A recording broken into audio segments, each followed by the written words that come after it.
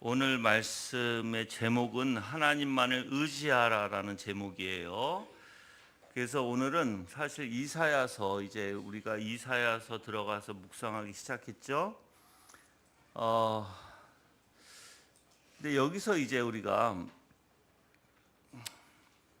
오늘은 원래 이제 3장 1절부터 12절까지인데 저가 갑자기 왜 2장 22절을 집어넣냐면 3장의 1절에 보면 이제 보라 주 만군의 여호와께서 예루살렘과 유다가 의뢰하며 의지하는 것을 제하여 버리시되라고 얘기하죠. 그래서 의지하는 것이 첫 번째 양식과 의지하는 모든 물과 이렇게 나와요. 즉 이스라엘 백성들은 누구를 의지하지 않았다는 것이에요. 하나님을 의지하지 않았다는 것이에요. 그런데 먼저 여러분들이 생각해 봐야 될 게 있어요. 우리 인간들이 어떠한 존재인가요? 즉 22절에 너 인생을 의지하지 말라 이렇게 나오잖아요. 그렇죠? 왜요? 왜 그렇게 돼요? 그의 호흡은 코에 있나니 새말 가치가 어디 있느냐라는 거예요. 즉 우리에게는 어떤 힘도 없는데 왜 우리가 사람들을 의지하죠? 물질을 의지하죠? 그렇게 하지 말라는 거예요. 우주 만물을 통치하시는 바로 여호와 하나님을 의지하라라고 하는 내용입니다. 그래서 이스라엘이 하나님의 심판을 피할 수 없는 이유로서의 그들의 죄악상을 고발하고 여호와의 날에 있을 두려운 심판을 경고하는 2장 이제 6절에서 21절까지 이어져서 그 다음에 이제 오늘 본문 말씀이죠. 유다가 하나님보다 더 의뢰할 것 바로 여호와 하나님이에요. 그러니까 여호와 하나님만을 의지해야 되고 의뢰해야 되는데 그들이 그렇지 못했어요. 그래서 심판의 경고를 하고 있는 것이고 또한 심판으로 말미암아 나타날 결과들 그리고 유다의 멸망을 초래하게 될 하나님의 심판의 이유 등에 대해서 기록하고 있는 내용이에요. 오늘 말씀이. 그래서 이 부분을 제가 자세히 살펴보면 이제 한 가지씩 살피는데 먼저 어떻게 잘려지냐면 2장 22절 한 절만 먼저 제가 말씀드릴 거예요. 즉 이 2장 22절은 즉 하나님의 심판이 선포된 것과 관련해서 연약한 인생을 의지하지 말 것을 권고하는 내용이고요. 그 다음에 3장 1절에서 3장 3절까지는 유다가 의지했던 모든 세속적인 것들, 곧 양식, 물, 모든 인적 자원들, 그래서 즉 하나님께서 어떻게 하신다? 너가 그걸 의지하지 못하도록 제해버리신다라고 말씀하는 거예요. 그럼 경고예요. 또한 4절과 7절에서는 심판의 결과로서 유다 사회 질서가 붕괴되고요. 그로 인해서 심각한 혼란에 빠지게 될 것을 예고하는 것입니다. 그리고 8절과 9절에서는 유다가 심각한 사회적 혼란에 빠지며 멸망하게 되는 원인을 지적하는 내용이에요. 그리고 끝으로 10절에서 12절은 유다의 행위에 따른 하나님의 보응을 강조하고 있고요. 유다가 하나님의 심판을 받아 멸망하게 된 이유가 지도자들이 백성들을 인도하는데 잘못 인도하는 데 있음을 지적하는 내용이에요. 여러분이 즉 하나님을 우리가 왜 의지하지 못할까요? 눈에 보이지 않아서 그래요. 즉 하나님을 우리가 눈에 보이지 않고 만질 수도 없고 하다 보니까 하나님이 정말 계신가? 라고 많은 사람들이 의문을 갖고 있어요. 근데 사람들은 그래서 누구를 의지하기를 원해요?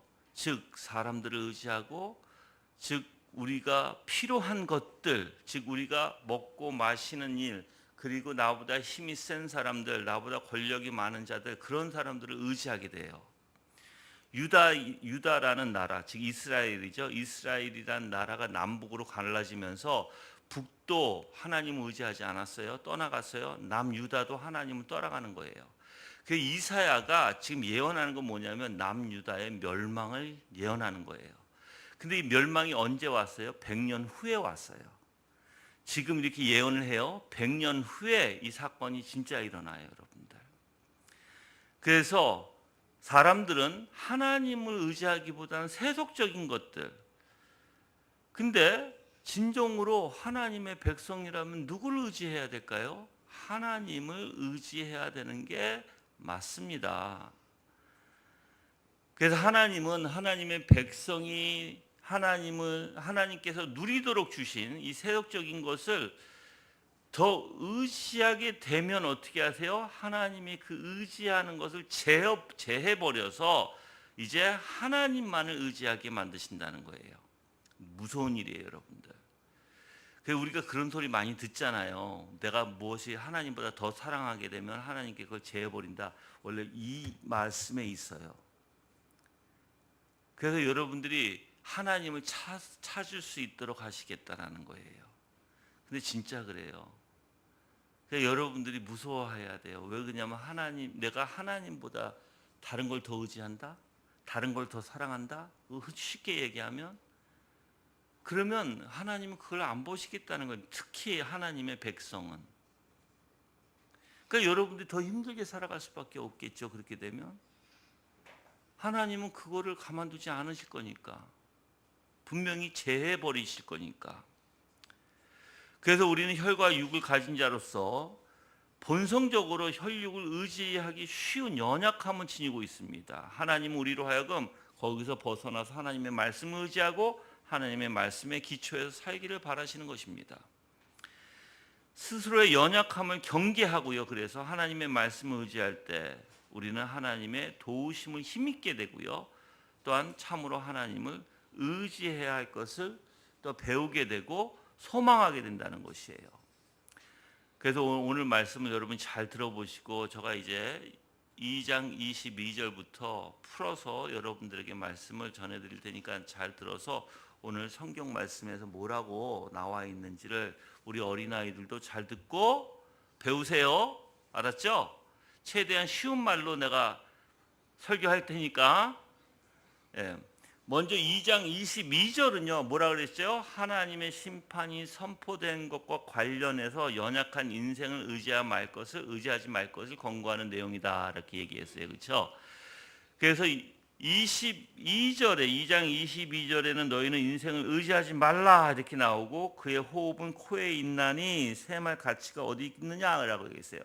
인생은 힘이 없고 인생이란 거 사람들은 힘이 없어요. 사람들은 즉 너무나 연약해요. 그래서 시작 자체가 너희는 사람들을 의지하지 말라 이렇게 얘기하는 거예요. 즉 너희는 이 세상의 모든 것을 의지하지 말라. 쉽게 얘기하면 그래서 이사야는 여호와 하나님 심판 아래 놓인 사람들이 여호와 하나님을 의지하지 않고요. 세상의 권력과 같은 인위적인 것들을 의지하고 있음을 말하고 있습니다. 그게 어리석은 일이죠. 심판을 피하기 위해서는 여호와 하나님을 의지해야 되는데 오히려 그들은 인간을 의지하게 되는 거예요. 근데 여러분들 보통 우리가 이제 성경에서는 북이스라엘이 어떤 나라로부터 무너졌죠? 아수르라는 나라로 인해서 북이스라엘이 무너졌어요. 그 다음에 남유다는요 아수르로 시작해서 바벨론으로 무너진 거예요, 여러분들. 자, 그럴 때 사람들은 어디로 도망가나요? 거의 어느 나라로 도망가서 어느 나라에서 도움을 요청하죠? 애굽이에요. 애굽이라는 나라에 붙어서 남유다가 특히 그랬어요. 애굽이라는 나라에 붙어서 바벨론이 침공하니까 좀 도움을 요청했던 거예요. 근데 누구를 의지하지 말라 해서 사람을 의지하지 말아야 되는데 하나님을 의지하고 하나님을 붙들어야 되는데 그들은 즉 사람들, 권력, 능력자들을 의지했던 거죠. 그래서 이 인생이라는 단어 동그라미 해보세요. 인생이라는 것은 붉다라는 동사에서 유래한 거예요. 붉다라는 것은 뭐죠? 아담이라는 단어예요. 아담. 그래서 우리가 아담은 뭐예요? 붉은 흙으로 지어졌다라는 뜻이죠. 붉은 흙으로 지어졌다. 그래서 죽어 흙으로 돌아갈 존재로서 인간을 나타내는 명사 아담이 결합돼서 피조된 인간의 본질을 강조하는 표현이에요. 그래서 아담 우리가 처음에 창세기에 아담 나오죠. 아담과 하와 나오죠. 이 아담이라는 단어가 뭐예요? 붉은 흙이란 뜻이에요. 그래서 우리는 어떤 존재의 흙으로 빚어진 존재란 뜻이에요. 여러분들, 하나님이 그렇게 만드셨어요. 그러면 여러분들 생각해 보세요. 흙으로 만들어진 존재가 무슨 힘이 있겠어요? 그렇죠?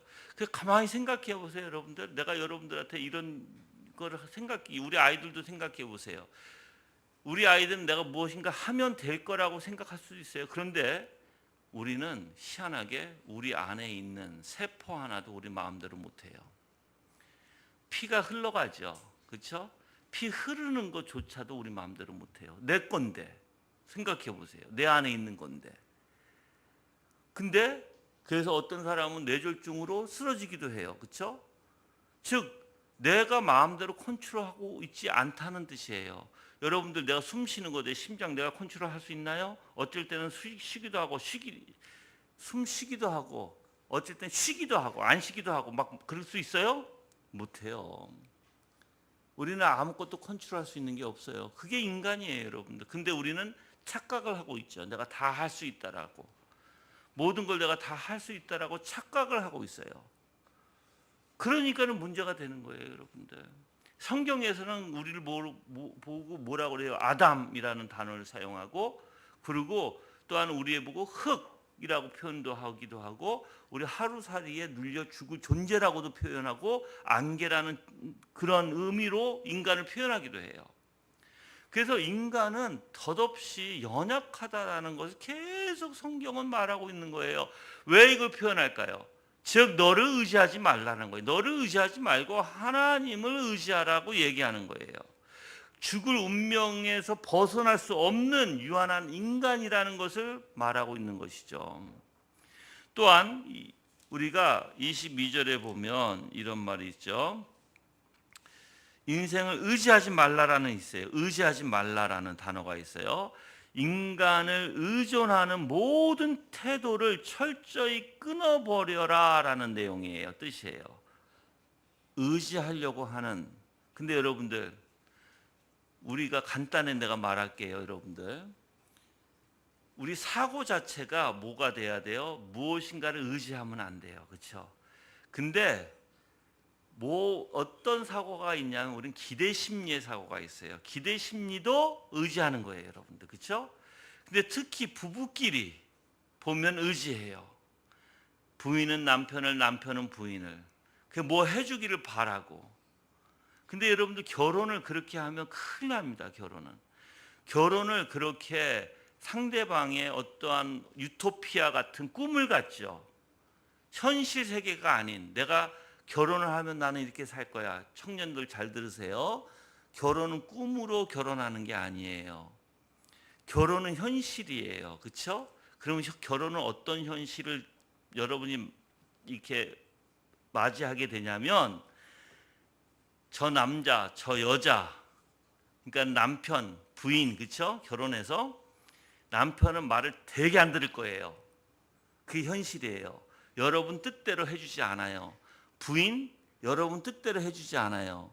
그래서 결혼이라는 것은 서로 받아들이는 거예요.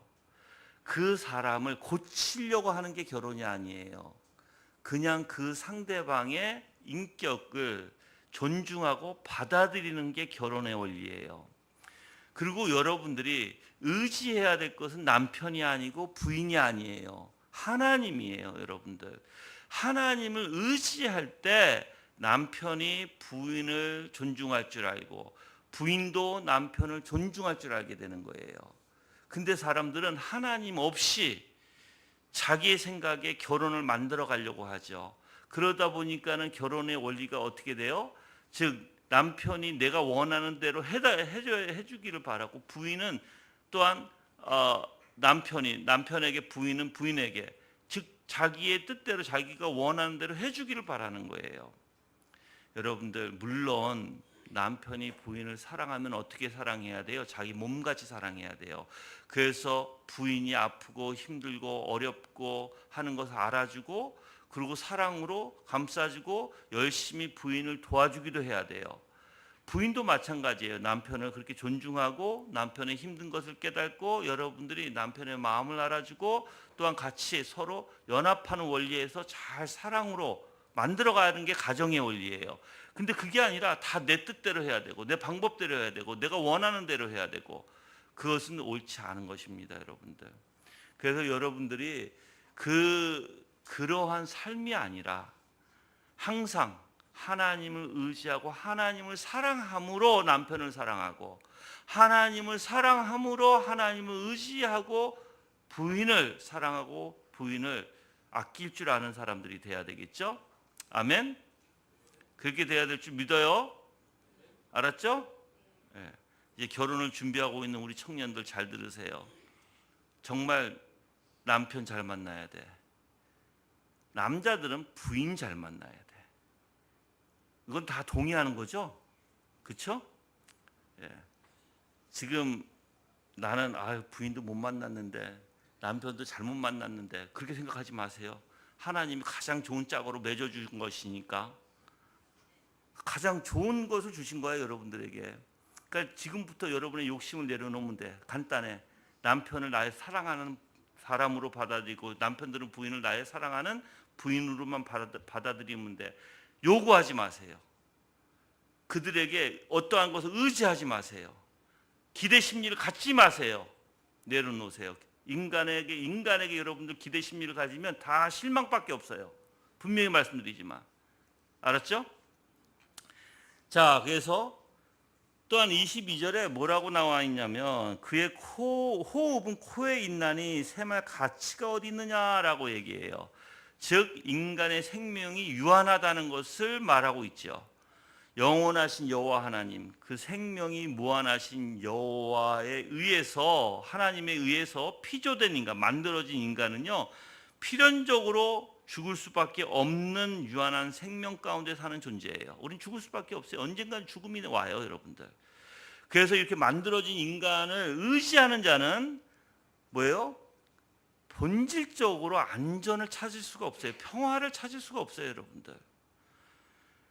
그래서 인간의 호흡이 코에 있다고 얘기하는 말은 여러분들 호흡이란 단어를 올바로 알면 되겠죠. 호흡은 뭐예요? 생기라는 뜻이에요. 그래서 한자로 성경에서 어떤 주석은 기라고 써져 있어요. 기. 예. 근데 즉 생명이란 뜻이에요. 호흡을 인간을 흙으로 빚어서 만드셨어요. 하나님이 생명을 그 코에다 불어넣으신 거예요. 그래서 인간이 호흡할 수 있는, 그래서 생명을 얻을 수 있는 인간이 됐다라는 거예요. 근데 이 인간은 어떻게 만들어졌어요? 하나님의 형상으로 만들어졌다 이렇게 얘기해요. 하나님의 형상은 하나님의 아름다운 성품으로 만들어진 거예요. 원래 아름다운 성품, 악은 없는 성품이죠. 맨 처음에 여러분들 그렇죠 만들어졌을 때 거기에는 어떤 악도 없고 어떤 부정적인 것도 없었어요. 우리가 부정적으로 생각하거나 악하거나 미워하거나 질투하거나 시기하거나 욕심이 있거나 이렇게 만들어진 게 아니야. 그거는 죄가 나중에 왔어요, 우리에게. 하나님을 거역했을 때. 근데 하나님을 거역하고 나니까 맨 처음에 죄의 원리가 뭐예요? 욕심이었어요, 여러분들. 내가 하나님 되고자 하는 욕심. 그래서 우리는 죄를 가만히 생각해 보세요. 죄는요, 여러분을 사로잡아요. 내가 사로잡는 단어를 많이 쓰는데 그 이유가 있어요. 죄를 가만히 생각해 보세요, 여러분들. 화도 뭐예요? 나를 사로잡아 버리면 어떻게 돼요? 내가 컨트롤 못 해요. 그 죄가 나를 컨트롤해요. 욕심도 마찬가지예요. 욕심이 나를 사로잡아 버리면 어떻게 돼요? 내가 컨트롤하는 게 욕심이 아니라 내가 그 죄에 끌려서 붙들려서 죄가 원하는 대로 행동하게 돼요. 질투도 마찬가지고 시기도 마찬가지고 내가 선입감을 갖는 것도 마찬가지예요. 남 판단하는 것도 마찬가지. 이게 다 모든 게 죄예요. 나는 거기에 사로잡혀 있다라는 거예요. 내 생각과 마음이 그 원리에 사로잡혀 있다. 근데 여러분들, 우리는 죽을 수밖에 없는 존재인데 이 생명, 숨 누구한테 달려 있어요? 하나님께 달려 있다라는 거예요. 자, 근데 새 말 가치가 어디 있느냐라고 얘기하죠. 즉 무력하고 무가치한 존재라는 것을 강조하고 있는 것이에요, 여러분들. 그래서 이러한 표현은 인간을 의지하는 남유다의 어리석음을, 완악함을 더욱더 강하게 부각시켜서 말하고 있다라고 얘기하는 거예요. 이제 3장에 들어가서 1절서부터 3절까지는 유다가 의지하던 모든 세속적인 것들, 곧 양식, 물, 모든 인적 자원 등을 하나님께서 어떻게 하시겠다? 너가 의지하는 것을 내가 제해버리겠다 라는 내용이에요. 근데 여러분들 여기서 이제 보면 제가 1절서부터 3절까지 읽을게요. 보라, 주 만군의 여호와께서 예루살렘과 유다가 의뢰하며 의지하는 거, 이렇게 두 개 동그라미 하세요. 그것을 제하여 버리시되 줄그시고 곧 그가 의지하는 모든 양식. 첫 번째 뭐예요? 뭐가 나와요? 양식이 나와요. 두 번째 그가 의지하는 모든 물 나와요. 그렇죠? 그 다음에 이제 용사, 전사, 재판관, 선지자, 복술자, 장로, 50부장, 귀인, 모사, 정교한, 장인, 그리고 능란한 요술자, 이렇게 나와요. 그게 이제 3절까지예요. 근데 여러분들 이렇게 얘기하는 의도가 있어요. 우주 만물을 창조하신 하나님을 의지하기보다는 이들은 지금 뭐예요? 즉 인생을 의지하고 있다라는 것을 얘기하는 거예요. 그것을 하나님이 제해버리실 것인데, 지금 백성들이 크게 의지했던 지도자들과 용사들과 미신을 부추기는 모든 자들을 하나님께서 제해버리실 것인데, 즉 내가 그들을 통해서 수치를 드러내겠다라는 거예요. 자, 이제 제해버리시겠다라는 단어는 기본적으로 쫓아버리거나 제해버리는 것을 의미하는 동사예요. 그래서 능동 분사형으로 돼서 여호와께서 확실히 그렇게 하신다라는, 즉 강한 의조가 담겨져 있어요. 내가 확실히 그렇게 할 거야. 정말 내가 그들을 없애버릴 거야 라고 하는 내용이에요. 근데 아까도 뭐라 그랬어요? 이사야가 이 책을 쓴 게 이제 바벨론을 통해서 무너지는 그 시기가 100년, 이사야가 이거를 썼어요. 그 100년 후에 이제 그 사건이 진짜 일어나요. 진짜로 제해버리는 사건들이. 근데 먼저 아까 내가 의뢰, 의지 이렇게 내가 여러분들 동그라미 하라고 그랬잖아요. 그렇죠? 여기서 두 단어, 의뢰하고 의지하는 단어는요, 유다 사람들이 하나님을 대신해서 의지한 그릇된 신뢰의 대상을 표현하는 표현이에요. 그래서 의지라는 단어는요, 지팡이라는 의미를 가지고 있어요. 지팡이. 즉 지팡이는 다리에 힘이 부족한 사람에게 필수적인 보조 도구죠. 예루살렘과 유다 백성이 자기 수족과 같이 절대적으로 의지하고 있는 것을 뜻하는 것이에요. 자, 영적으로, 경제적으로, 정치적으로 지탱해 주는 것들을 다 없애버리겠다. 그래서 우리가 사실 이 내용을 보면 첫 번째 거론되는 것이 뭐예요? 양식과 물이에요, 여러분들. 이 양식과 물은 뭐예요? 없어서는 안 될 거예요. 꼭 절대적으로 필요한 것이에요. 생명을 유지하는데 꼭 필요한 것을 말하고 있어요. 근데 하나님께서는 이 생명이 유지되는 것조차도 절대적인 물, 양식을 이제 제해버리신다는 여호와의 말씀이 있는데, 유다 백성이 여호와 앞에 얼마나 극심한 죄를 저질렀는지를 우리가 깨닫게 돼요. 하나님 그것마저도 내가 주지 않겠다라고 얘기하시는 거니까. 근데 양식과 물이라는 표현 앞에 모든이라는 단어가 있죠. 모든 반복적으로 사용되어 있는데, 이 유다가 철저하게 궁핍함과 가람을 경험케 될 것이라는 거예요. 양식도 없고 물도 없어서 굉장히 너희가 피폐해지고 너가 목말라질 것이며 굉장히 배고픔을 느끼게 굶주리게 될 것이라는 거예요. 이제 그리고 이제 2절부터는 무슨 단어가 나와요? 이제 나열하는데 어떤 나열을 하냐면, 이제 먼저 전쟁 및 치안에 필요한 군사로서 뭘 얘기해요? 용사, 전사, 50부장 이렇게 나와요. 즉 전쟁에 치안에 필요한 군사들. 여러분들 그 나라가 성립되려면 어떻게 돼야 돼요? 군사가 없으면 안 돼요. 지금 우리 한국도 큰일 났어요, 여러분들. 우리 한국도 여러분이 알지 모를지 모르겠지만 지금 이 북한하고 우리는 뭐예요, 여러분들? 전쟁하는 나라예요. 전쟁하는 나라가 군사적으로 준비되어 있지 않으면 어떻게 되죠? 큰일 나는 거죠. 근데 희한하게 그 전쟁의 무기를, 막대한 돈을 전 대통령이, 문 씨가 이걸 안 해놓은 거예요.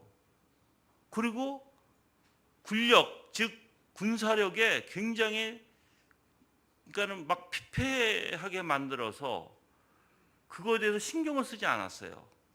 그러다 보니까 지금 이제 다시 윤 대통령이 나와서 그걸 강화시키잖아요. 근데 여러분들 생각해요. 지금 북한은요, 여러분들이, 제가 이제 뉴스에서 보니까 1년에 핵탄두를 북한은요, 기본적으로 24개를 만들 수 있대요. 핵탄두를 기본적으로 24개, 1년에. 그러면 기본적으로 이제 계속 생산해내면 나중에 10년, 20년 후에는 뭐예요? 북한은 말할 수 없는 핵탄두를 가지게 된다는 거예요, 여러분들. 근데 우리는 거기에 대한 준비가 있어야 돼요, 없어야 돼요? 있어야 돼요. 똑같아요. 군력이 약하게 되면, 군사력이 망가지게 되고, 군사력이 힘이 없게 되면 어떻게 돼요? 다른 나라는 쳐들어오게 돼 있어요, 여러분들. 그게 똑같은 거예요. 옛날과 지금하고 똑같아요. 근데 하나님께서는 뭘 없애시겠다? 먼저 군사력부터 없애시겠다. 두 번째는 종교예요, 종교. 종교는 뭐라고 얘기해요? 선지자라고 표현해요. 종교, 이 선지자는 두 가지의 원리가 있어요. 하나는 그때 당시에 거짓 선지자들을 없애겠다는 의미도 있어요. 근데 진짜로 어떤 일이 벌어졌어요? 여러분이 구약이 딱 끝나자, 말라기서에 딱 끝나잖아요. 그러고 나서 어떻게 됐어요? 선지자가 있어요, 없어요? 없어요. 하나님이 없애버렸어요. 없앴다는 건 뭐예요? 하나님의 말씀을 내가 너희한테 주지 않겠다는 뜻이에요. 굉장히 무서운 거예요, 여러분들. 교회도 마찬가지예요. 하나님의 말씀이 있어야 돼요. 진리의 말씀이, 올바른 진리의 말씀이 서야 교회가 서는 것이지, 세속적인 말과 혼합돼 가지고 하나님의 진리의 말씀이 선포되어지는 것이 아니라 세상 말과 혼합되어 가지고 전파되면 어떻게 되겠어요? 그 교회는 하나님이 심판하실 것이고, 그 교회는 결국은 하나님께서 없애버리실 거예요, 여러분들. 그 다음에 뭐예요? 정치 지도자가 나와요. 재판장과 모사들, 정치 지도자들이에요. 마찬가지예요. 정치 지도자들도 하나님께 더 이상 이제 정치가 없애겠다는 거예요. 그리고 그 다음으로는 사회 지도자들, 장로와 귀인들. 또 하나님이 없애시겠다는 사람도 있어요. 우상 숭배를 부추기는 자들, 복술자와 능란한 요술자. 이들은 처음부터 하나님께서 없애라고 하셨어요. 구약이 처음 모세 오경에 나타날 때부터 그들에게 이러한 복술자, 요술자 없애라라고 얘기했어요. 근데 없애지 않았어요. 그리고 예술인들, 기능인들. 왜요? 그래서 정교한 장인이라고 얘기하죠. 왜 이들이 없애야 하나님께서? 우상을 만드니까. 뭐 주문받은 우상을 만들어내니까 하나님은 가만히 있겠어요? 가만히 있지 않겠다는 거예요. 똑같아요, 여러분들. 여러분들도 이 세상에 살면서 하지 않아야 될 일들이 있어요. 누가 여러분들 보고 여러분이 장인이야, 여러분들이 와서 내가 돈 얼마를 줄 테니까는 우상을 만들어줘야 돼요? 말아야 돼요? 말아야 되는 거예요, 그리스도인들은. 그래서 함부로 죄에 끼어들어서는 안 된다는 거예요, 여러분들. 근데 지금 이렇게 얘기하는 건 뭐예요? 한마디로 유다 나라에 위에서부터 밑에까지 다 타락해 있다는 거예요, 여러분들. 모든 권능자들이 다 타락해 있다. 인도자들이 다 타락해 있다. 그걸 표현하기 위해서 쓴 거예요, 여러분들. 그래서 구체적으로 나중에는 분명히 바벨론의 침공을 위해서 이 말들이 성취가 되죠. 여러분들이 이러한, 즉 인간을 의지해서 하나님을 바라보지 못하고 내가 사람들을 의지하면서, 여러분들이 이들을 보면 전쟁할 때는 누구를 의지했어요? 하나님 의지하지 않고 즉 군사를 의지했고, 그렇죠? 또한 종교적으로 거짓 선지자들을 의지했고, 뿐만 아니라 복술자, 그리고 장로, 50부장, 귀인, 모사, 이런 사람들을 의지하면서 계속해서 우상을 만들어 나갔던 거예요. 구약에서는 여러분들이 잘 아시다시피 왕들이 어땠어요? 왕들이 너무나 쉽게 하나님을 버리고요, 오히려 우상을 만들어서 섬기게 했어요, 여러분들. 거기에 대한 하나님의 심판이에요. 우리가 구약을 다 우리가 읽었잖아요. 읽고 또 묵상도 했잖아요. 그들이 얼마나 타락했는지. 그래서 하나님께서는 더 이상 그들을 이제 가만두지 않겠다고 얘기하는 거예요, 여러분들. 자, 오늘날에 적용해 볼게요. 여러분들도 마찬가지예요. 여러분이 힘이 있고 능력이 조금 있다고 해서 여러분이 하나님을 의지하지 않는다면 어떻게 돼요? 말이 안 되는 거죠. 근데 우리는 희한하게 내가 일을 하고 내가 돈을 벌고 그러니까 나는 그게 내 거 같고 그래서 내 마음대로 쓰고 내 멋대로 살아가는 거예요, 여러분들. 그렇게 되면 큰일 납니다. 하나님의 은혜를 생각하셔야 돼요. 나한테 건강을 주시지 않았으면 어떻게 일을 할까? 나한테 지혜를 주시지 않았으면 내가 어떻게, 또한 일자리를 주시지 않았으면 어떻게 될까? 우리는 그런 걸 생각을 안 해요, 여러분들. 다 하나님의 은혜로 주어진 것임에도 불구하고 다 내 힘으로 된 것처럼 생각하는 거예요, 사람들은. 그래서는 안 돼요. 오직 하나님만 의지하세요. 이게 원리가 이래. 내가 이 영적인 원리를 잠깐 말씀드릴 테니까 그 좀 깨닫기를 바래요. 영적인 원리는 뭐냐면요, 자 보세요. 이 세상에 있는 것은 다 뭐예요, 여러분들? 잠시 있다가 없어질 것들이에요. 아무리 내가 기쁨을 얻더라도 그 기쁨은 잠시 있다가 없어지는 거예요. 근데 영적인 원리는 영원한 것을 얘기하는 거거든요. 근데 영원한 것을 우리는 생각하고 우리는 그걸 가지려고 해요. 그래서 하늘에 보화를 쌓아두라라는 말도 있어요. 그건 뭐냐면 영원한 것을 우리는 가져야 된다는 의미예요, 여러분들. 자, 그러면 영원한 것을 가지면 과연 우리는 행복할까? 네. 즉 영원한 것은 뭐예요? 하나님의 것이에요. 우리는 하나님으로부터 지음받은 자들이에요. 그래서 하나님의 것은 모든 게 선해요. 하나님의 것은 모든 게 복이에요. 축복이에요, 여러분들. 오히려 반대로 이 세상의 모든 것은 저주예요. 여러분이 이렇게 얘기해 볼게요. 만약에 여러분이 내가 돈을 많이 벌었어. 축복이에요, 저주예요? 돈을 많이 벌었어. 축복이에요, 저주예요? 이것도 대답 못하면 안 되지. 다시 한번 얘기할게요. 돈을 많이 벌었어. 축복이 저주예요? 축복이에요. 그런데 이게 저주가 될 수 있어요. 돈을 하나님이 많이 벌게끔 해주셨잖아. 그럼 그 원리에서는 하나님의 은혜고 정말 복이에요. 그런데 이 돈으로 인해서 하나님과 내가 멀어져. 돈 때문에 내가 하나님을 섬기지 않고 이제 놀러 다니기 시작하고 내 마음대로 술 마시기 시작하고 내 마음대로 흥청망청 쓰기 시작하고 이제 유흥 쪽으로 도박 쪽으로 막 쓰기 시작해. 돈을 많이 벌었다고 해서. 축복이 저주예요. 네, 주신 것은 축복인데 인간의 죄성 때문에 그게 어떻게 되는 거예요? 저주가 돼버리는 거예요. 근데 만약에 여러분들 돈을 많이 벌었는데 돈을 통해서 하나님의 일을 하고 저기 불쌍한 자를 도와주고 또 하나님의 영광을 위해서 그 물질을 사용한다면 축복이에요, 저주예요? 축복이에요, 그게. 그럼 저주는 어디서 나와요? 죄로부터 나오는 거예요. 근데 하나님은 여러분들에게 좋은 것을 주시기를 원해요. 여러분이 힘든 가정들도 있어요. 어려운 가정들도 있는데 가만히 생각해 보세요. 내가 왜 어려운가? 두 가지의 원리가 있어요. 하나는 진짜 잘못이 없는데 하나님께서 시험을 통해서 어렵게 하심으로써 뭘 주세요? 더욱더 주님을 붙들게 만드시는 원리가 있죠. 근데 진짜 내 욕심 때문에 내 씀씀이 때문에 어려워지는 사람들이 있어요. 어떤 사람들은 진짜로 여러분들 우리 어른들이 아껴 쓰잖아요. 내가 물어볼게요, 여러분들. 여러분들은 옷 찢어지고 그러면은 꼬매서 입어요? 아니면 버리고 새 거 사요? 어른들은 꼬매요. 그렇죠? 옛날 분들은 꼬매서 입어요. 그렇죠? 미국 사람들은 원래 그래요. 미국 사람들 희한하게 여러분들 오래된 거 자기 걸 좋아해. 그래서 꼬매서 입고, 저는 이제 미국에 있을 때 이제 세탁소를 해봐서 알아.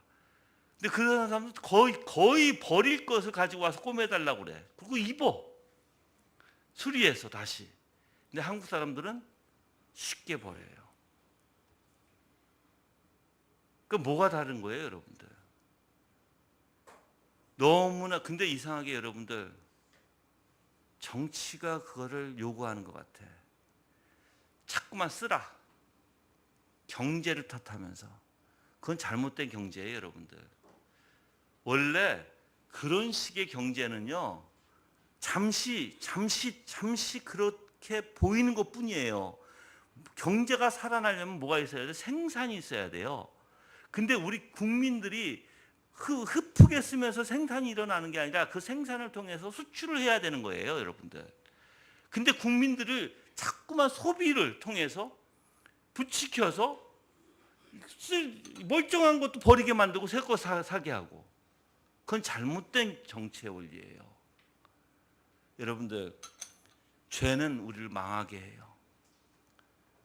여러분들이 정말 내가 궁핍해지고 내가 어려워진 것을 가만히 생각해 보시면 다 내 욕심에 끌려서 내가 아끼지 못하고 알뜰하게 살지 못하고 그냥 무조건 새 거면 좋아하고 무조건 사는 거 좋아하고, 그렇게 해서는 여러분들 부자가 되겠어요? 아니면 돈을 조금 모으겠어요? 아니에요. 나는 내가 이제 헛되도다의 원리를 간단하게 한 가지만 말하면요, 돈을 많이 벌려고 엄청 수고해. 근데 돈이 다 새어나가. 독에 구멍이 나서 물이 새는 것처럼 돈은 많이 벌려고 노력하는데 이게 다 새어나가. 이거는 헛된 거예요, 여러분들. 근데 인생이 죄가 있으면 그렇게 다 새어나갈 수밖에 없어요. 질서가 무너져요. 죄는 조화, 균형, 질서가 무너진 게 죄의 원리예요. 그러다 보니까 다 헛돼요. 그 4절에서 7절까지 분은 뭐라고 나와 있어요? 심판의 결과로서 유다 사회 질서가 붕괴돼요. 사회가 붕괴돼요. 전쟁으로 인해서 이제 사회 질서가 붕괴되는 거예요. 그래서 혼란해져요. 그 내용을 담고 있어요. 그래서 4절과 7절 읽어볼게요. 그가 또 소년들을 그들의 고관으로 삼으며 아이들이 그들을 다스리게 하시리니 백성이 서로 학대하며 각기 이웃을 잔해하며 아이가 노인에게 비천한 자가 존귀한 자에게 교만할 것이며 혹시 사람이 자기 아버지 집에서 자기 형제를 붙잡고 말하기를 내게는 겉옷이 있으니 너는 우리의 통치자가 되어 이 폐허를 내 손에 아래 두라 할 것이면 그날에 그가 소리를 높여 이르기를 나는 고치는 자가 되지 아니하겠노라. 내 집에는 양식도 없고 의복도 없으니 너희는 나를 백성의 통치자로 삼지 마라 하리라. 여러분들 이 내용을 가만히 보세요. 소년들은 어린아이들이거든요. 아직까지 뭐가 모르는 아이들, 그러니까는 미숙한 자들을 얘기하는 거예요. 그들이 고관으로 삼아요, 그들을. 자, 그리고 두 번째, 아이들이 그들을 다스리게 해요. 그 나라가 어떻게 되겠어요, 여러분들? 혼돈이죠. 어린아이들이, 여러분 생각해보세요. 어린아이들이 막 그냥 다스리려고 하고 아무것도 모르는 사람들이 다스리려고 하고 정말 미숙한 자들이 다스리려고 하고 통치하려고 하고 정치인이 돼버리면 어떻게 되겠어요? 혼돈의 세계가 온다는 거예요. 혼돈의 세계. 근데 하나님은 그렇게 하시겠다는 거예요, 이제. 그리고 5절에서 뭐래요? 백성이 서로 학대해요. 서로. 이거 혼돈이 있다 보니까 서로가 어떻게 악해져요. 점점 악해져요. 그리고 이제 각기 이웃을 잔해해요. 아이가 노인에게 비천한 자가 존귀한 자에게 교만할 것이며 그래요. 여러분들, 어르신들을 공경할 줄 알아야 되는데 얘네들은 그 시대가 가면 아니라는 거예요. 옛날에 정치로 다스렸고 모든 것을 가르쳤던 그 어르신들에게도 교만하게 한다는 뜻이에요. 여러분들, 내가 분명히 얘기할게요. 아이들이 어른 상투 잡고 흔들기 시작하면 그건 깨진 거예요. 이미 문란하고 이미 혼란스럽고 질서가 없는 것입니다. 가정에서도 마찬가지예요. 가정에서 어린아이가 부모님 상투 잡고 흔들기 시작하잖아요. 무슨 뜻인지 알죠? 상투 잡고 흔든다는 게. 즉 질서 없이 부모님의 말씀을 듣지 않고 자기 멋대로 하는 가정은요, 질서가 깨진 가정이에요. 근데 우리는 내가 보니까 한국 분들은 뭘 못하냐면요, 아이들을 사랑해 주는 걸 못하고요, 또한 아이들을 올바로 가르치는 걸 못해요. 사랑이라는 것을 무조건 품어주는 것을 사랑이라고 생각해요. 아니에요. 사랑은요, 기본때 성경에서 여러분들 예수님이 우리를 어떻게 사랑하셨어요? 가르쳐 주시는 거예요. 내가 인내하고 오래 참음으로 아이들을 온유한 마음으로 가르치는 거예요. 여러분들 아이들은 말썽을 일으킬 수밖에 없어요. 분명히 말씀드리지만 아이들은요, 절대로 아직 그 어린 아이들이 질서 있게 어른같이 성숙해지지 않아요, 여러분들. 그러면 그 아이들을 내가 오래 참아야 되죠. 인내해야죠. 근데 뭐가 있어야 돼요? 온유한 마음을 가지고 사랑으로 아이들 가르치는 거예요, 여러분들. 무조건 혼만 내는 게 아니에요. 근데 우리는 보통 어떻게 해요? 아이가 내가 얘기한다고 안 들으면 혼을 내버려요. 아니에요. 혼낼 일이 따로 있어요. 언제 혼내야 돼요? 진짜 아이가 어른의 상투 잡고 흔들 때 혼내야 되는 거예요. 그 외에는 아이가 실수를 했는데도 혼내요. 여러분들 실수했는데 왜 혼내요? 여러분 생각해 보세요. 여러분이 실수했는데 누가 여러분 옆에서 실수한 것 가지고 혼내면 기분 좋아요? 똑같아요, 아이들도. 근데 아이들은 알고서 하는 일들이 거의 없어요. 다 본능적으로 아이들이 실수를 하고 자기 본능적으로 하는 행동들이지, 알고서 계획 짜서 이렇게 해야지 하고 하는 애들이 아니라는 거예요. 근데 왜 거기에 왜 혼을 내? 가르쳐야지. 그러니까 아이들을 노엽게 하지 말라는 거예요, 여러분들. 아이들을 노엽게 하는 게 뭐예요? 무조건 혼내는 거. 부모가 사랑을 줘야 되는데 사랑도 안 줘. 근데 무조건 혼을 내. 여러분들 보통 우리 야 이거 하지 마, 시끄러워, 떠들지 마라고 얘기했어요. 근데 아이가 엄마가 한번 얘기했으니까는 알아들을까요, 못 알아들을까요? 못 알아들어요. 근데 또 시끄럽게 하니까 뭐예요? 갑자기 등짝 스매시를 팍 때려. 그게 돼요? 그러니까 말 안 되는 것을 하지 말라고, 여러분들. 내가 지금 말 안 되는 걸 하지 마세요, 아이들에게. 이렇게 아이들이 지금 노인에게 비천한 자가 존귀한 자에게 교만하다는 거예요. 멋대로 한다는 거예요. 이게 혼란이에요. 혼돈, 혼란, 무질서.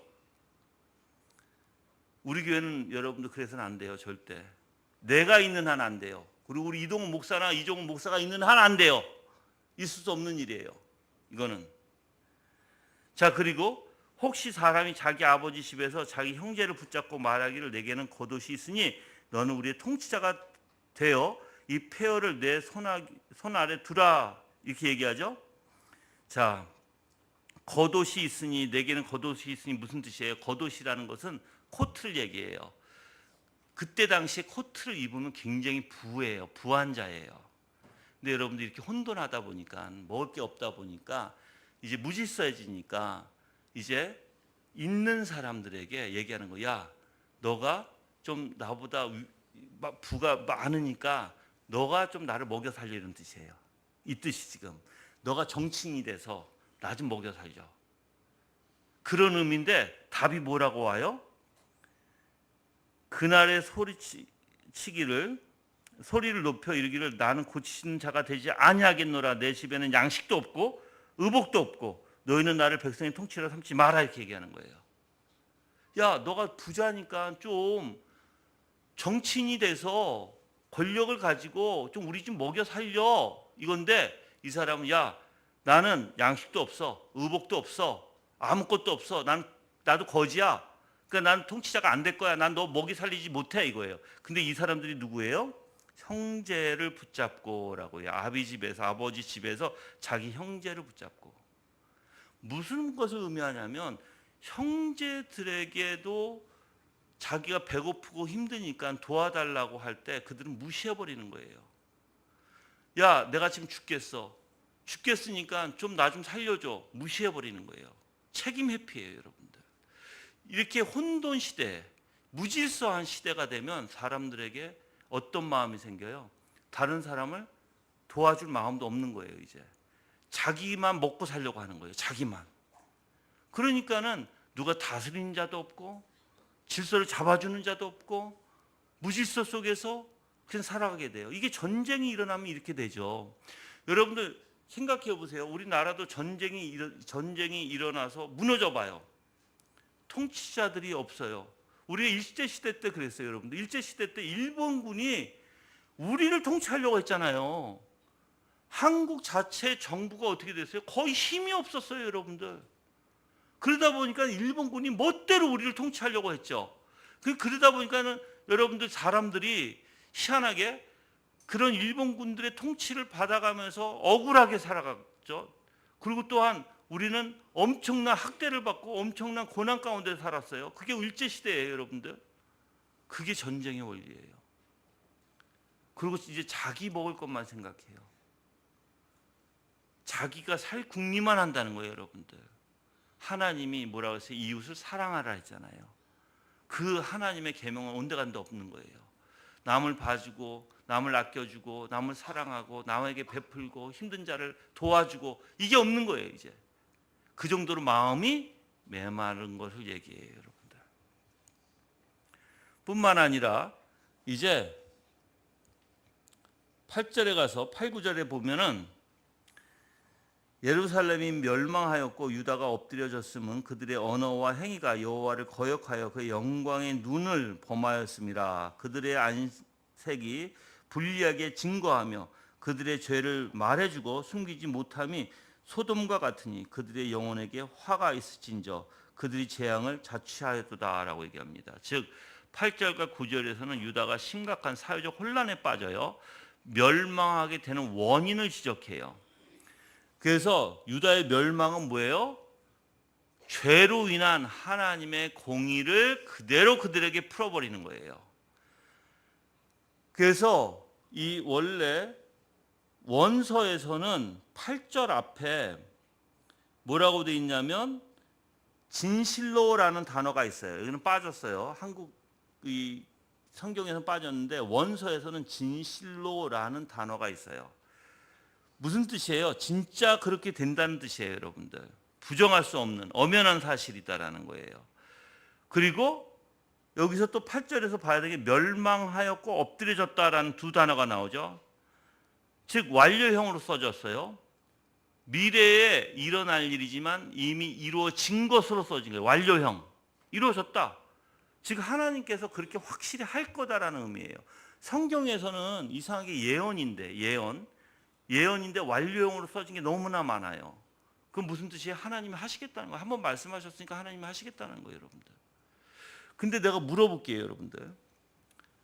하나님이 왜 100년 지금 일어나기 어떤 사건 전쟁의 바벨론이란 나라가 남유다를 침공해서 남유다를 멸망시키기 전이죠. 100년 전이에요, 지금이. 하나님이 왜 이 예언을 했을까요? 회개하고 돌아오라고 하는 거예요. 회개하고 돌아와라. 그러니까 너희가 돌아오지 않으면 진짜 이렇게 심판을 내리겠다라는 거예요, 여러분들. 그래서 여러분들은 내가 죄가 있고 누가 권면하면 어떻게 돼요? 듣고 회개해야 돼요. 근데 그리스도인들이 참 내가 요번에도 글을 하나 올려서 카톡에 올렸죠. 내가 이렇게 표현할게요. 내가 나태해. 하나님 앞에 기도도 안 하고 나태하고 좀 게을러. 그래서 하나님 말씀도 묵상 못하고 그냥 흥청망청 살아. 근데 누가 그것을 깨닫게 해줬어. 야, 너는 왜 이렇게 게을러? 너는 왜 이렇게 나태해? 그러면서 이제 자기가 찔린단 말이에요, 양심에 찔리면서 그래요, 정말 내가 이렇게 잘못했군요 했어요. 그래서 자기 마음이 무거워지기 시작하죠. 양심에 찔리니까. 그럴 때 갑자기 옆에서 그래, 하나님께 널 사랑하셔. 하나님께서 너를 사랑하시고 하나님께서 모든 걸 용서해 주셔. 그러니까 너가 그런 사랑의 하나님, 자비의 하나님, 긍휼의 하나님, 그 하나님은 너를 보살피실 거야. 옳은 말일까요? 틀린 말일까요? 예? 틀린 말이에요, 여러분들. 왜 틀려요? 참된 위로와 평안은 언제 와요? 회개로부터 오는 거예요. 회개로부터. 먼저 그 아이들도 마찬가지예요. 아이들이 자 보세요. 우리가 정말 조심해야 될 거 아이들 키우면서. 아이들이 잘못을 했어요. 그럼 가르쳐요. 야, 이것은 이렇게 되는 거 아니야. 이건 이렇게 되면 사람이 아플 것이고 또 너도 힘들어질 것이고 왜 힘들어지는지 구체적으로 얘기를 해 주셔야 돼. 가르쳐 줘야 돼. 구체적으로 가르쳐 주고 그다음에 그 아이가 엄마 그래 내가 잘못했어요. 다음부터 내가 안 그럴게요. 그럼 바로 우리는 뭐라고 그래요? 바로 아유 그래 알았어. 아유 사랑해 하죠? 하지 마세요 그거. 그게 사랑이 아니에요 여러분들. 그거는 아이를 오히려 뭐로 만들어 버리는 거예요. 교만하게 만들고 아이가 올바로 살아갈 길을 막아버리는 거예요 여러분들. 그러지 마세요. 그렇게 얘기하면 엄마 내가 잘못해 다음부터 안 할게 그러잖아요. 그래 너가 정말 하나님을 의지하고 옳은 것이 무엇인지 깨달아서 다음부터 안 하기를 바란다. 이거 여기까지 끝. 근데 그 아이를 사랑한다고 보담아주고 그래 알았어 다음부터 하지 마 이렇게 해야죠. 그건 여러분들 아이들을 올바로 키우는 게 아니에요. 똑같아요. 우리도 그렇게 양심이 찔렸을 때 어떻게 해야 돼요? 회개하세요 하셔야 돼요. 주 예수 그리스도 앞에 나가서 하나님하고 해결하세요. 회개하셔야 돼요. 그리고 내가 기도해 드릴 테니까 회개하시고 하나님의 사랑과 자비에 정말 회개를 통해서 평안을 얻으시길 바랍니다. 해야 돼요. 거기까지 끝. 근데 그게 아니라 아유 괜찮아 하나님이 사랑하셔 하나님은 보담아 주실 거야 하나님은 너를 위해서 희생하셨고 너의 죄를 위해서니까 너는 괜찮아 이렇게 해버리면 여러분 회개할까요 안 할까요? 회개 안 해요.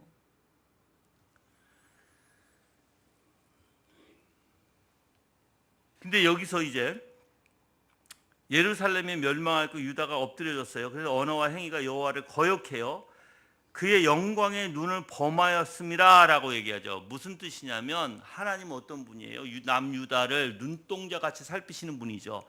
즉 눈에 죄를 졌다라는 의미예요. 이게 눈에 죄를 졌다. 하나님의 임재 가운데 그 영광 가운데 그들이 멋대로 행했다라는 거예요. 여러분들 즉 무슨 뜻이에요? 양심의 찔림도 없고 하나님이 바라보는데도 지 멋대로 했다라는 거예요. 여러분들 생각해 보세요.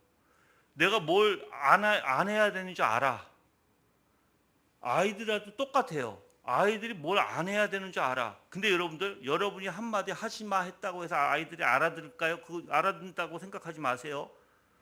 아이들이 정말 알고 있느냐 없느냐 그걸 먼저 파악하세요. 근데 유다 백성들은 하나님의 율법을 알았어요? 몰랐어요? 알았죠? 그럼에도 불구하고 유다 백성은 어떻게 했어요? 멋대로 죄를 졌어요. 양심에 찔리는 거 없었어요. 멋대로 지은 거예요, 여러분들. 그게 하나님의 눈앞에서 죄를 진 거예요. 그래서 여기서 영광의 눈을 범하였습니다라고 얘기하는 거예요. 마음에 화인 맞은 것처럼. 여러분들 사람이 양심이 부드러워져야 돼요. 화인 맞으면 안 돼요. 딱딱해지고 굳어지면 안 돼요. 그래서 항상 여러분이 살펴야 될 게 뭐냐면 내 마음이 부드러운가예요. 온유한가. 그래서 여러분 마음이 딱딱해지고 여러분 마음이 부드럽지 못하면 반대거든요. 지금 그러니까 딱딱해진 거거든요. 온유해져야 되는데 딱딱해진 거거든요. 절대 하나님이 기뻐하시지 않아요. 특히 아이들한테, 부인한테, 남편한테, 가정에게 한번 생각해 보세요, 여러분들. 우리 부인에게 마음이 온유하신 분 아멘 한번 해보세요. 내 부인아, 나 우리나 이런 거죠. 내 부인 생각하니까 막 사랑이 막 그냥 꿀이 넘쳐. 그래 너무 마음이 좋아, 기뻐. 우리 부인만 생각하면 기뻐. 그래 마음이 온유한 마음이에요. 그래 막 감싸주고 싶고 보담아주고 싶고 이뻐해주고 싶고. 자 남자들 그런 마음이 드시는 분 아멘.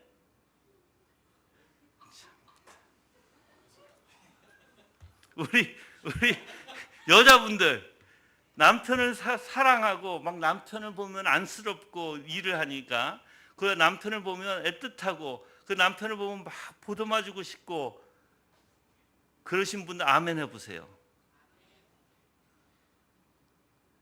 예배니까 거짓말하면 안 돼요. 그래야 된다는 거예요. 그래야 된다. 자, 그러면 어떻게 온유한 마음을 가질 수 있느냐면요. 첫 번째로 예수 그리스도의 사랑을 생각하세요. 그리스도의 온유함을 여러분이 생각하세요. 그리스도의 사랑. 그 마음을 자꾸만 품으시고 남편에 대해서 부인에 대해서 자꾸만 좋은 모습을 생각하세요. 그러다 보면 남편이나 부인이나 아이들에게도 마찬가지예요. 아이들이 자꾸만 못된 모습, 안 좋은 모습만 생각하면 여러분 아이들 한 대 주워받고 싶지. 그게 아니에요. 아이들의 좋은 모습을 생각하세요. 자꾸만. 누구 안에서? 그리스도 예수님의 사랑 안에서. 그리스도 예수님 사랑 안에서 생각하려면 그리스도의 먼저 사랑을 생각하셔야 된다는 거예요. 그래서 그리스도의 사랑을 생각하고 그 안에서 아이들의 아름다운 모습을 보세요. 나쁜 모습만 보지 말고. 그러다 보면 내 마음에 온유함이 생기게 되고 여유가 생겨요. 여유가 생겨야 온유함이 나오는 거예요. 내 마음에 여유가 없잖아요. 절대 온유함 안 나옵니다. 그래서 여러분이 보담아 줄 수 있는 거예요. 근데 여러분들 비참한 거 아세요?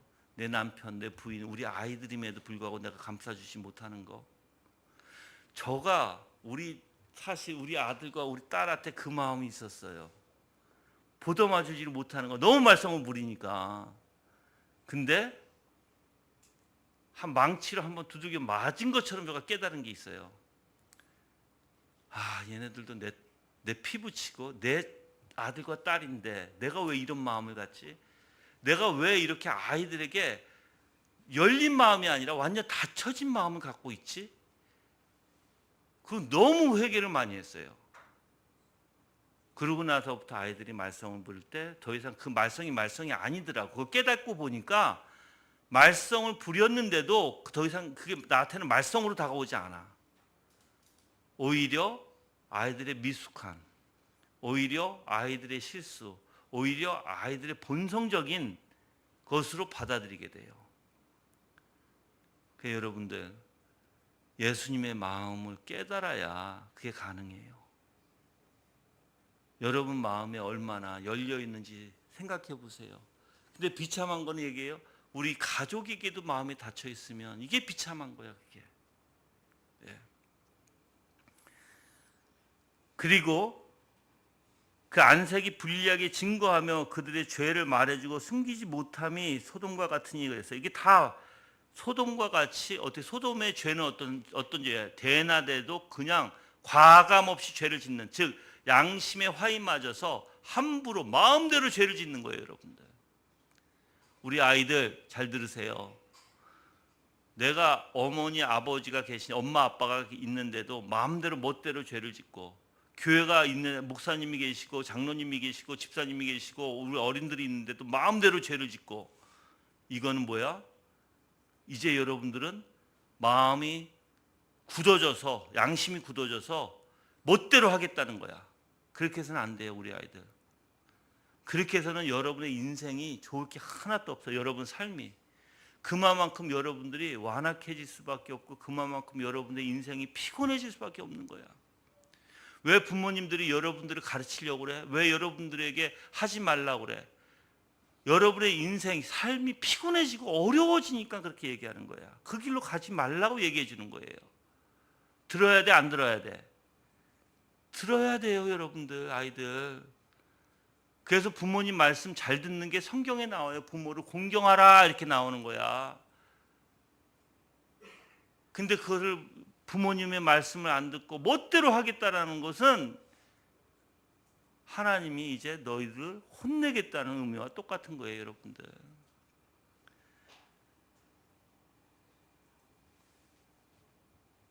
그리고 그들의 영혼에 이제 화가 있을진저 그렇죠. 이 재앙을 자취하였도다. 스스로 뭐예요? 돌려받는다는 의미예요. 자기네가 자기네가 너가 심는 대로 거둔다는 원리예요. 너가 그렇게 했으니까 그렇게 거둘 수밖에 없어. 이런 뜻이에요, 여러분들. 여러분들 하나님의 이치의 원리가 뭐예요? 심는 대로 거두는 게 자연의 이치. 무엇을 심느냐 그대로 거둬요, 여러분들. 그래서 가만히 생각해 보세요. 여러분이 힘들고 어렵고 한 게 뭐예요? 다 그 원리에서 나오는 거예요, 여러분들. 그게 기본적인 원리예요. 그래서 우리는 어떤 것을 심어야 돼요? 좋은 것을 심어야 돼요. 선한 것을 심어야 돼요. 그래야지 좋은 열매를 맺어요, 내 인생에. 우리 아이들을 보면 참 우리는 살아봤잖아요, 인생을 지금까지. 그렇죠? 그러니까 우리 아이들이 멋모르고 하는 행동들이 안타까워. 왜냐면 그걸 통해서 분명히 보응을 받을 수밖에 없을 텐데. 그래서 우리 아이들을 보면 정말 안타까워. 우리 아이들이 커서 어떤 보응을 받을까? 자기가 한 일에 대해서 그대로 심는 대로 받을 수밖에 없다라는 것입니다. 이제 끝으로 10절에서 12절 보시면 너희의 의인에게 복이 있으리라 말하라. 그들은 그들의 행위의 열매를 먹을 것이며 악인에게는 화가 있으리니 이는 그의 손으로 행한 대로 그가 보응을 받을 것임이라. 내 백성을 학대하는 자는 아니요 다스리는 자는 여자들이라. 내 백성이여 내 인도자들이 너를 유혹하여 내가 다닐 길을 어지럽히느니라 라고 했어요. 먼저 여기서 뭐예요? 의인과 악인이 나와요. 의인은요 뭘 의미하냐면 하나님의 기준된 말씀에 합당하게 행하는 자를 의인이라고 표현하는 거예요. 내적으로나 외적으로나예요. 이거는 반대로 악인은 뭐예요? 하나님의 뜻을 거슬러서, 그러니까 하나님의 규법이 있어요. 근데 그 규칙과 규법을 어겨서 하나님의 뜻을 어기고 하나님의 마음을 모르고 자기 멋대로 하는 걸 죄라고 하는 거예요. 그럼 여러분들 의인은 뭐예요? 복이라고 얘기해요. 그게 원리예요. 하나님의 원리. 악인은 뭐예요? 화가 있다는 거예요. 왜요? 행한 대로 보응을 받는다라는 거예요. 행한 대로 보응을 받는다. 그게 이치예요. 이 세상의 이치, 여러분들. 여러분, 복은 오직 예수 그리스도에게 있어요. 행복, 예수 그리스도에게 있어요. 내가 이것만 얘기하고 이제 마칠 텐데, 죄가요, 가만히 생각해 보세요. 죄를 우리 아이들을 놓고 이제 생각하면 죄는요 자기 멋대로 하는 거거든요. 규칙도 없는 거예요. 아버지가 10시까지 들어왔는데 규칙이 없어버려. 죄는 자기 멋대로 해. 그럼 자기 멋대로 행동하다가 어떻게 돼요? 사고들을 치잖아. 그럼 사고가 하나만 치게 돼요? 아니에요, 여러분들. 자기 멋대로 살면 자기 멋대로 산 만큼의 거기에 대한 나는 알잖아. 우리 아이들이 사고 쳤을 때 뭐가 뒤따라와요? 부모가 뭘 수습해야 돼? 그 사고를 수습해야 돼요. 그게 기본이에요. 근데 그렇게 우리는 그게 보응이라는 원리예요. 즉 이걸 깼으면 이걸 물어줘야 되는 거야. 내가 다른 사람을 아프게 했으면 아픈 대가를 내가 치러줘야 되는 거야. 보응의 원리예요. 여러분들이 우리 아이들까지 지금 이 아이들 또는 여러분의 삶을 통해서 어떤 보응들이 오나 한번 보세요. 나는 너무나 후회하고 잘못하고 하나님 앞에 회개하고 있는 게 너무 많아. 과거의 잘못된 삶, 내 과거에 하나님을 모르고 살았을 때 너무 엉망으로 살았거든. 엉망으로 산 게 지금 나한테 다 보응으로 와요, 여러분들. 그거 그냥 어디 가지 않아요. 그래서 하나님을 붙들고 하나님만을 의지하고 아이들에게도 하나님에 대해서 가르치려고 하는 거예요, 여러분들. 왜? 그 대가가 너무 심하니까, 너무 힘드니까. 의인은 뭐예요? 복으로. 악인은 뭐예요? 화로. 이게 하나님의 기본된 원리입니다. 그래서 백성을 학대하는 자는 아이옥을 했어요. 다스리는 자는 여자들이라. 그런 나라가 여러분들 잘 되겠어요? 안 돼요, 여러분들. 아무것도 모르고 어리숙하고 그런 나라가 아이들이 다스려. 그리고 학대해. 이게 말이 안 된다는 거죠. 앞뒤가 안 맞는 나라, 지금 혼돈의 나라.